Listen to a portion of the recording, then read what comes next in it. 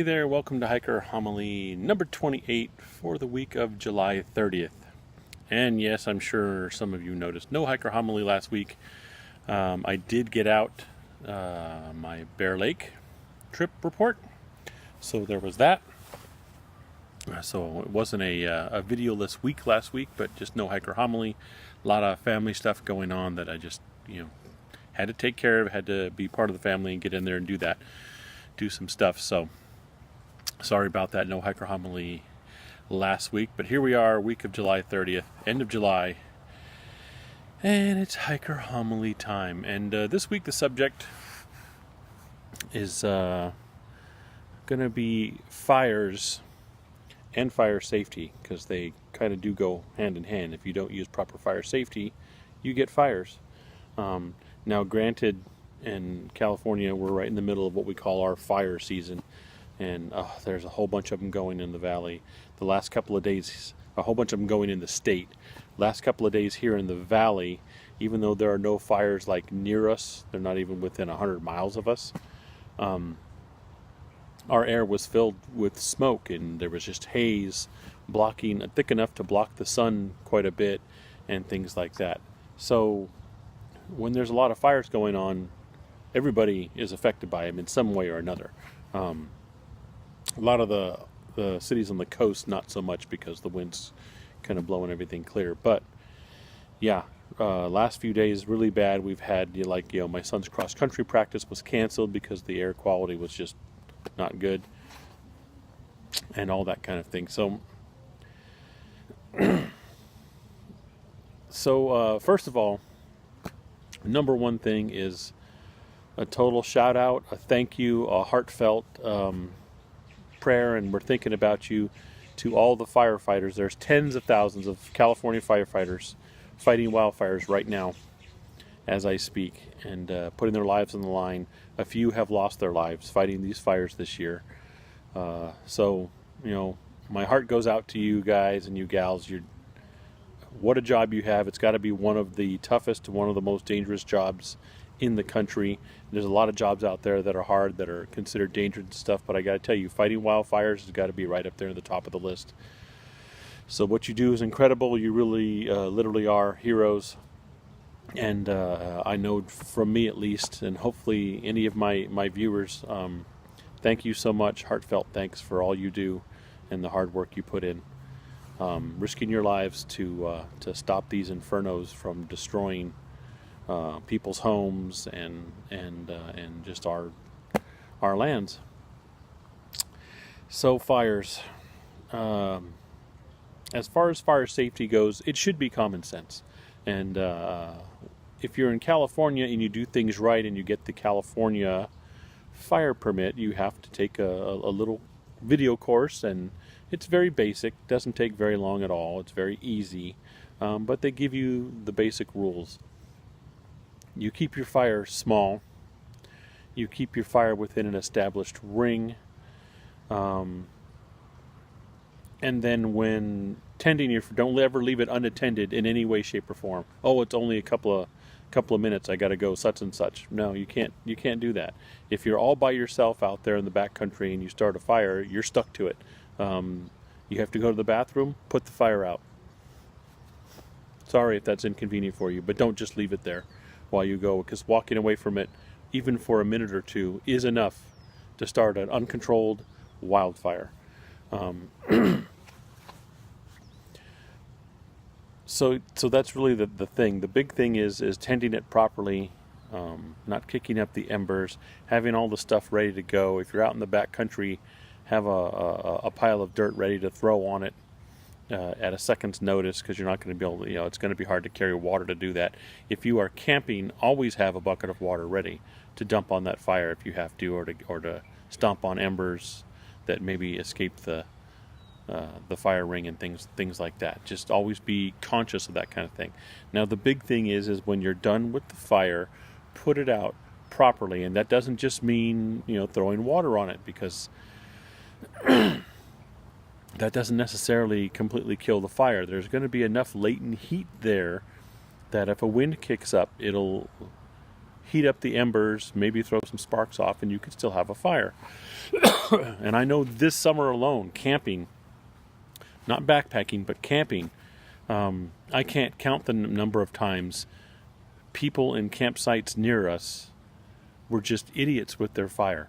It would be, 10 o'clock, their kids are whining, time to go to bed, so they all go in their tent, and they literally leave their fire there going, just figuring it'll die down. Fortunately, it did. But there's not a guarantee there that it will. Like I say, any small or decent-sized breeze kicks up, it's going to fan that, and it's going to throw embers around. And if it gets into the wrong dry stuff, you've got a fire. And the same thing in the back countries. And so put the fires out properly, especially if you're backpacking in the back country. There are certain restrictions out there, and that's the number one thing right there. Is before you even build a fire, you check. Are you even allowed to build a fire in the area you're building a fire? Are you are there fire restrictions? Is there an established fire ring? All kinds of things. Check first before you do that. And I know right away, because there's an element out there of hikers that just like, freedom, I can do what I want. No, nobody's going to tell me what to do. Da, da, da, da. And I'm talking about non-survival situations. If you are out in an area and hypothermia is a potential reality and things like that, and you're in a survival situation, yes, you got to do what you got to do, and that includes build a fire to stay alive. Not what we're talking about here. We're just talking about some folks out there in the backcountry backpacking. And I understand the whole not wanting the government collar around your throat telling you what to do and all that kind of crap. Get over yourself, because that's the whole thing. It's not just yourself we're talking about. Everyone just has that me. I want to do this. I should be able to. I can. I want. It's not just you. Okay? You might think it is while you're out there in the forest all by yourself backpacking, that it's just you, but it's not, because if your fire gets out of hand and burns thousands of acres, firefighters are risking their lives to fight it. And then later on, you've got all this acreage that is scarred and destroyed. Other hikers can no longer enjoy that area that you have burnt down.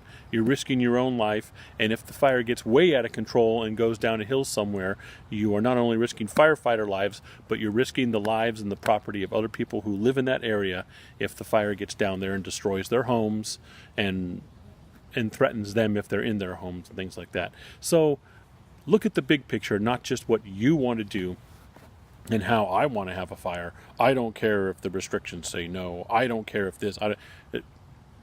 I don't care what you don't care about.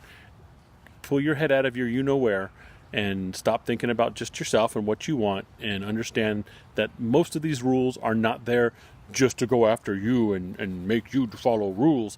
The rules are there to help keep people safe and to help keep our wildernesses safe, so that we have these things for everybody to enjoy who wants to go out there and enjoy them, not just you.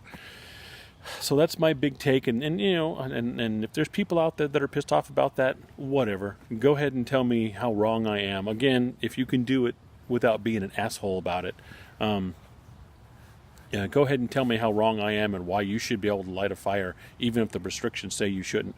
I'd love to hear your excuse, and we'll see how it goes from there, if you can deliver it properly.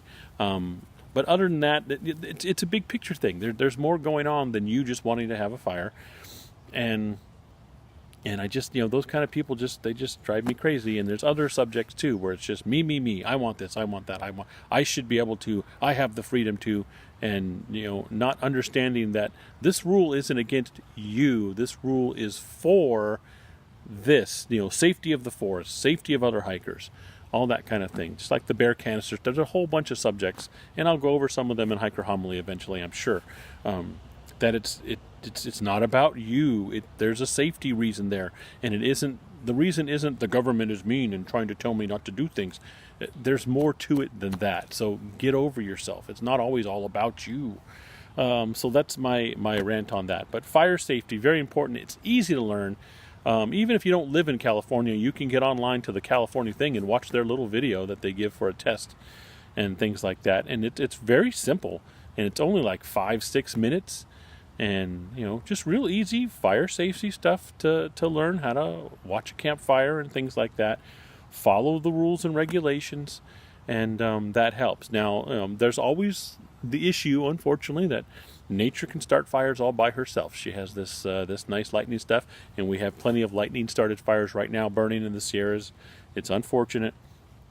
And so that's the other thing is when you're out there on the trails, when we're dealing with fires, is before you get out there, get all the current reports. Find out where the fires are, where the trail closures are. If you have to change plans, change plans.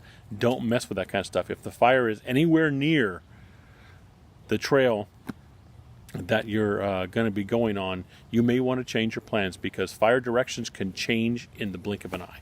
They really can. And they move fast. Once these things get going, they will move quickly through the dry forests, especially here in California during the dry season. They will just whip through those trees. It's like, oh, it's 20 miles away, no problem. That fire, if it's driven by a wind and changes direction, can cover that 20 miles in an incredible amount of time. So fast. Okay?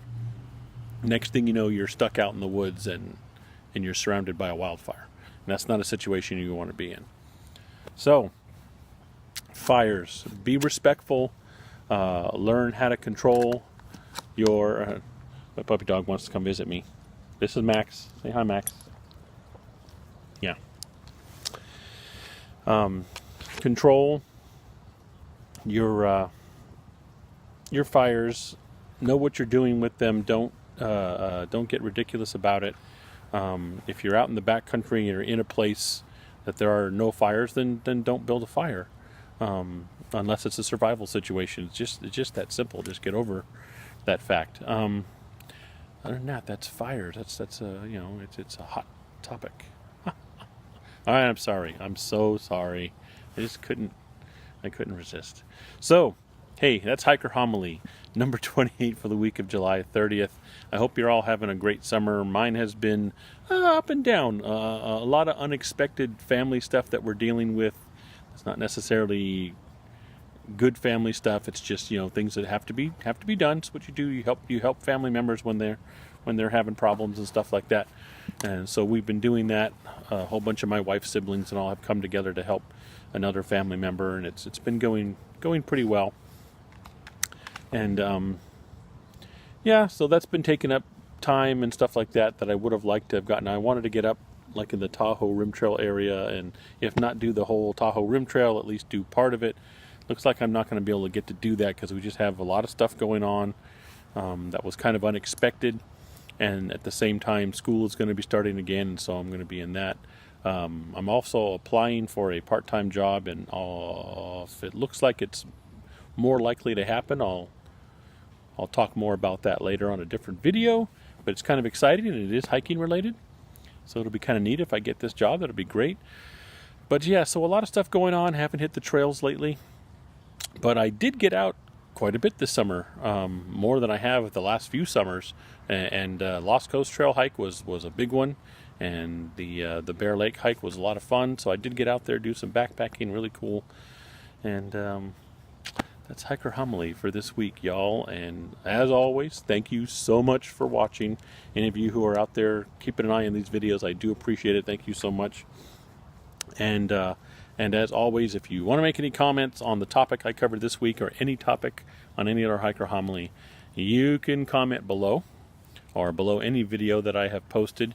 You can get a hold of me on my Instagram at Hiking for Health CA. You can get a hold of me on Facebook at Hiking for Health CA.